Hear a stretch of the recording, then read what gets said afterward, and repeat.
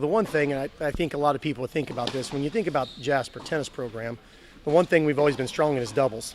And not only that this year, but we got 4 guys that have put in a total combined 13 seasons in doubles. Bennett Schmidt's a 4-year starter, and the other 3 are 3-year starters. And when you have that type of experience in doubles, and then you bring with it 3 really nice singles players, you make it really for a really nice team. We put a lot of pressure on people in doubles, but then, for instance, this past season, Justin Schultz made a jump from 1 JV all the way up to 1 singles, and then we take our 1 singles guy, and he's been shifted down to 2 singles this year. So Grant Levy's back at 3 singles, and I think that type of experience and, things that you just can't teach. They've seen everything that they can see. We've played the Carmels, we've played the North Centrals, we've played the Homesteads, we've played the top 10 teams, and they've seen it 2 or 3 times. And I think that experience alone puts us in a pretty confident category. And you guys had to work through some things on this road too, and that had to be tough, but you come out the other end. Well, so the summer was a little different. We got started a little later than normal. The guys did a nice job, I think, of trying to hit on their own some and get out when they could. And then we managed to get a few weeks of camp in. At the beginning of the season, Grant Levy had to sit out for, it was almost 20 days with the quarantine. Then 2 weeks ago, we lost Schultz.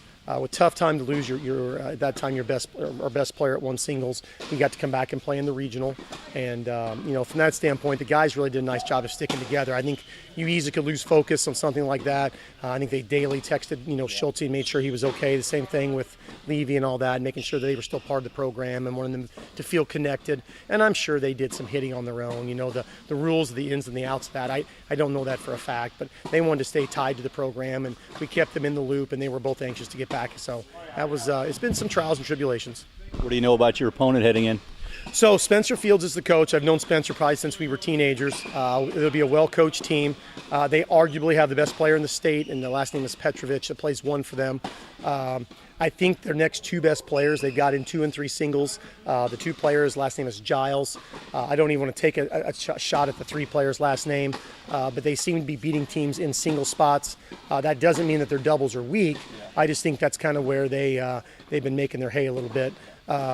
They beat Zionsville that way, sweeping them in the singles. I would compare our doubles to Zionsville, so I'm kind of using that match as a guide to where we need to be. The one they beat them in the regional, so we got to compare. I really think it's going to be really close. I think it'll go 3-2 either way. I like to see our doubles come out and set the tone like they've done all year, and then watch those singles guys fall right in line. So it'll be a really good match. We get to play at Carmel, which is a nice facility. We're going to go up Thursday and get a chance to practice up at Carmel. Some of these guys have not played there before. Tennis court is a tennis court, but it's still nice to see the facility and what's around.